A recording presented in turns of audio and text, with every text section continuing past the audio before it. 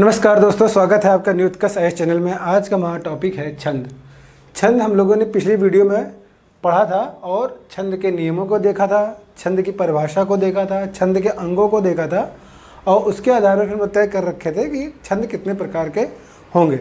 तो उसमें हम लोगों ने मात्रा पढ़ा था और गढ़ पढ़ा था। मात्रा और गढ़ के आधार पर हम तय कर रहे थे कि छंद कितने प्रकार के होते हैं। मात्रा के आधार पर मात्रिक छंद एक प्रकार आ जाता है और गढ़ों के आधार पर हम तय करते हैं कि वर्णिक छंद होता है। तो दो प्रकार के छंद हो गए, एक है वर्णिक छंद और एक मात्रिक छंद। यहाँ पर सबसे इंपॉर्टेंट जो आपकी परीक्षा के दृष्टि से सबसे ज़्यादा इंपॉर्टेंट होता है वो हम पढ़ते हैं मात्रिक छंद। मात्रिक छंद कोई भी छंद देखेंगे, अगर हम छंद पढ़ें तो छंद के जब प्रकारों के बारे में जब पढ़ते हैं तो छंद कई प्रकार, इतने प्रकार हैं कि पॉसिबल ही नहीं कि सभी चीज़ें पढ़ी जा सके। कभी अनंत है, समझ लीजिए, कह सकते हैं अनंत छंद है, ठीक है। लेकिन हमको जो परीक्षा के दृष्टि से पढ़ने हैं, जो फेमस है, मतलब कि जो ज़्यादा चर्चित रहते हैं, जिसके बारे में जानना जरूरी है, जो आयोग भी पूछता है हमारे पर, वो है मात्रिक छंद। मात्रिक छंद के बारे में सबसे ज़्यादा परीक्षा में प्रश्न पूछा जाता है। बाकी जो पिछली वीडियो में मैंने नियमों के बारे में और जो डिफिनेशन बताई, जो परिभाषा बताया, अंग जो बताए और हर अंग का अर्थ क्या होता है वो जो बताया, वो इंपॉर्टेंट है, उसको अच्छे से याद कर लेंगे। आज हम लोग देखेंगे मात्रिक छंद और उसके प्रकार को, और इस तरह से आपका छंद का पूरा एक चैप्टर जो है कंप्लीट हो जाएगा। तो छंद देखें, छंद के दो भेद हो गए, एक है मात्रिक छंद और वर्णिक छंद। इसे क्या आप बताएंगे। इन छंदों को जब हम डिफाइन कर लेंगे तो उसके बाद मात्रिक छंदों वर्णिक छंदों को तीन और उप छंदों में, मतलब भागों में डिवाइड कर देंगे। कैसे डिवाइड करेंगे उसको देखेंगे हम लोग। यहाँ पर मात्रिक छंद मात्राओं के आधार पर पहचान की जाती है, जैसा कि मैंने पिछले वीडियो में आप लोग को बताया था। मात्राओं की समानता एवं संख्या पर विचार किया जाता है। मात्राओं की संख्या कितनी है, मात्राओं की समानता हर चरणों में कितनी है, उसके आधार पर तय करेंगे ये किस प्रकार का छंद है। उदाहरण के लिए दोहा, चौपाई, सोरठा, ये आप लोग सामान्य तौर पे पढ़ते हैं। अगर आप लोग ऐसे भी सुन रखा है आप लोगों ने कि हम दोहा पढ़ रहे हैं, अगर चौपाई पढ़ रहे हैं, सोरठा पढ़ रहे हैं, तो आप समझ लीजिए छंद के बारे में पढ़ रहे हैं, ठीक है। अब आता है वर्णिक छंद। वर्णिक छंद जो होता है वर्णों के क्रम। अभी देखिए यहाँ पर मैंने मात्रिक छंद में वर्णों के क्रम के बारे में चर्चा नहीं की, या मात्राओं के क्रम की चर्चा नहीं की। कोई क्रम नहीं फॉलो होता है, कोई क्रम नहीं फॉलो कर रहे हैं वहाँ पर। मगर जब वर्णों में आते हैं क्रम का अनुसरण करते हैं, क्रम का विचार किया जाता है और इसमें वर्णों की संख्या, क्रम, स्थान आदि नियम नियंत्रित रहता है। और इसके जो उदाहरण हैं वो इंद्र वज्रा है, उपेंद्र वज्रा है, सवैया है, ये इसके उदाहरण हैं। अब आते हैं हम लोग एक चीज़ और यहाँ पर देख लें, जैसा कि मैंने शुरुआत में बताया, मात्रिक छंदों वर्णिक छंदों को तीन उप महाछंदों में और डिवाइड कर सकते हैं हम लोग। मात्रिक छंद और वर्णिक छंद को पुनः तीन भेद किए जा सकते हैं। कौन कौन से? सम, अर्धसम और विषम।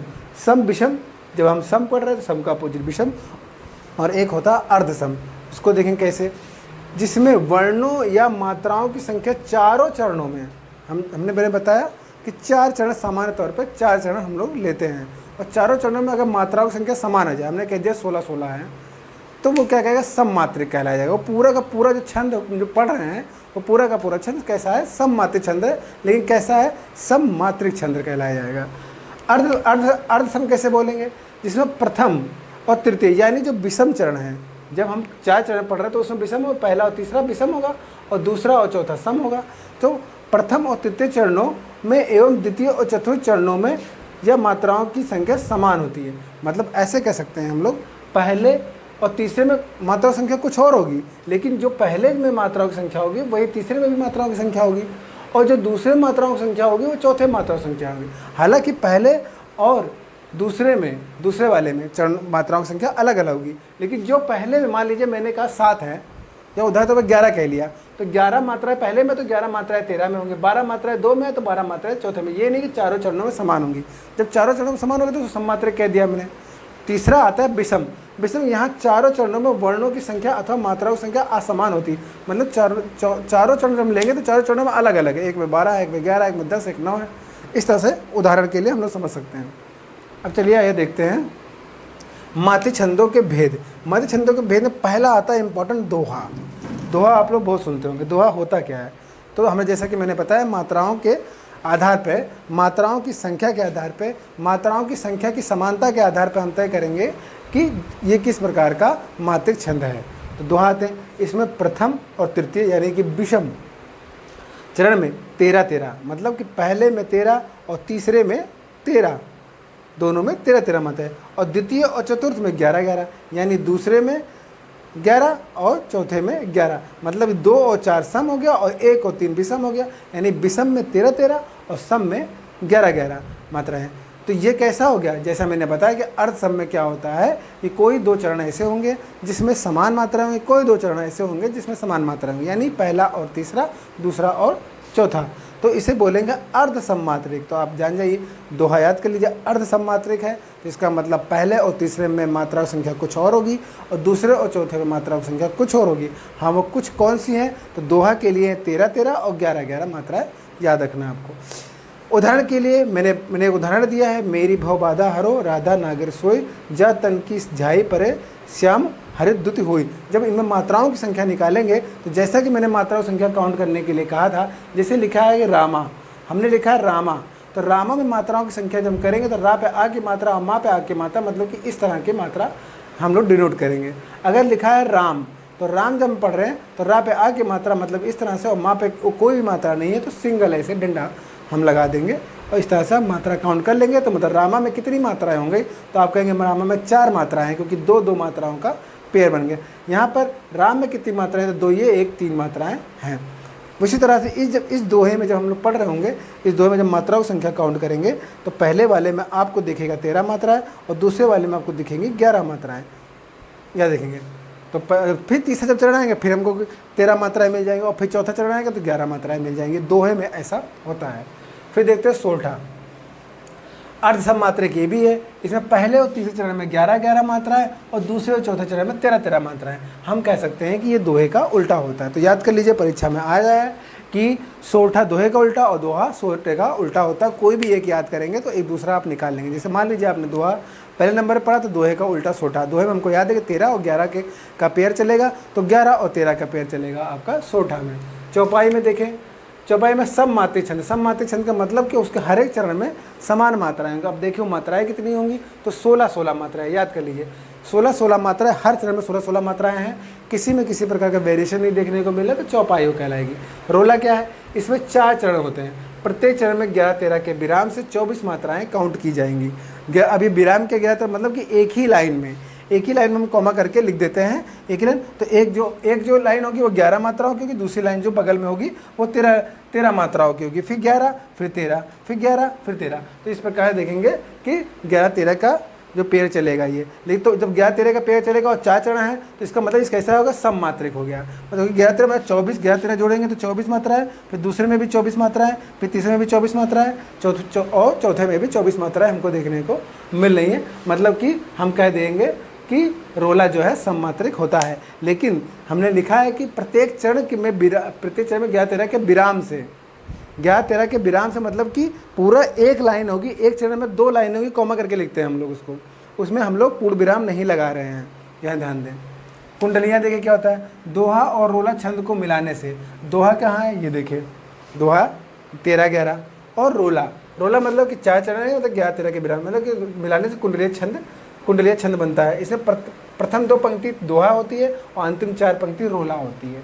याद कर लेंगे, तो पहला 2 दोहा और अंतिम 4 रोला होता है। हरिगीतिका क्या होती है, हरिगीतिका के प्रत्येक चरण में 16-12 के विराम से, मतलब कि जैसा कि मैंने यहाँ बताया तो 16 इधर और 12 इधर, 16-12 के विराम से 28 दोनों जोड़ दीजिए, 28 मिलेंगी।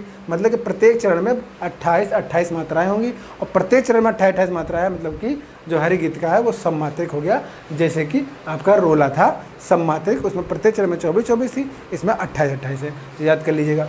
उलाला देखते हैं, विषम चरण में 15 और सम चरण में 13 मात्राएं दिखेंगी, तो कुल मिला के 28 मात्राएं। ये अर्ध समछंद है, क्योंकि मैंने विषम चरण की बात की। जहाँ विषम और सम चरण की बात करेंगे वहाँ पर हम कहेंगे अर्ध सममात्रिक होगा, और उलाला में ऐसा ही होता है। मात्राओं की संख्या याद करिएगा 15 और 13। गीतिका का है, प्रत्येक चरण में 26 मात्राएं, इसमें क्या है, ये सममात्रिक है। तो गीतिका देखिए, जब हम ऊपर पढ़ रहे थे चौपाई में 16-16 मात्राएं थे और गीतिका में 26 मात्राएं, 10 मात्राएं बढ़ गई हैं और प्रत्येक चरण में चूँकि, तो ये सममात्रिक हो गया। बरबे देखते हैं, बरबे में क्या होता है, विषम में 12-12 और सम में 7-7 मात्राएं, तो ये बरबे कहलाती है। तो ये भी कैसा होगा, विषम कह रहे हैं, और सम का बात करें तो अर्ध सम मात्रिक छंद कहलाएगा। छप्पे आते हैं, छप्पे क्या होगा, ये छंद और रोला छंद ये कैसा छंद है? रोला और उलाला से मिलकर बना है। किससे बना है? रोला उलाला। और रोला का रोला में प्रत्येक चरण में प्रत्येक 4 चरण होते हैं इसमें, और हर एक चरण में 11-13 के विराम से कुल 24 मात्राएं होती हैं। और उलाला में क्या होती है? विषम चरण में 15 और सम चरण में 13 मात्राएं होती हैं, तो कुल 28 मात्राएं देखने को मिलेंगी। अर्धसम और ये सम, मतलब ऐसे 2 चीज़ें, मतलब सम और अर्धसम मिला के आपका छप्पय बनता है। तो देखें प्रत्येक पहले चरण में जो पहला 4 चरण होगा वो रोला का होगा, और अंतिम 2 चरण होगा वो उलाला का होगा। तो रोला और उलाला दोनों को मिलाएंगे तो छप्पय मात्रिक छंद का निर्माण होता है। तो ये सभी इम्पॉर्टेंट है, सभी को याद करना है, और ये सभी की सभी पूछा जा चुका है यूपीएससी के एग्ज़ाम में। इसमें से ऐसा कोई शायद ही कोई ऐसा छंद बचा हो मात्रिक का जिसने यूपीएससी ने ना पूछा हो। इसीलिए ये 10 के 10 जो आपके मात्रिक छंदों के भेद हैं इनको जरूर याद करिए, यही इंपॉर्टेंट है। वर्णी छंद में आप उदाहरण के तौर पे इंद्रवज्रा, उपेंद्रवज्रा, सविजा के बारे में ऐसे जान सकते हैं कि वर्णी छंद का हिस्सा है ये।